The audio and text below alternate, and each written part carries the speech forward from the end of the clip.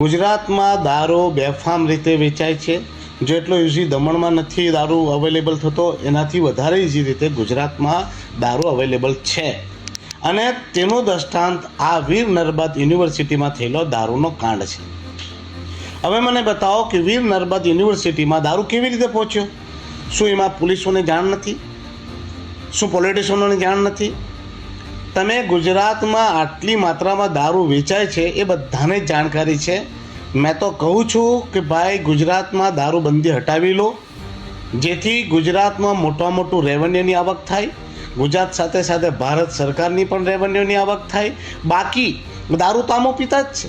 બાકી ગુજરાતમાં દારૂબંધી જેવું કંઈ છે નહીં.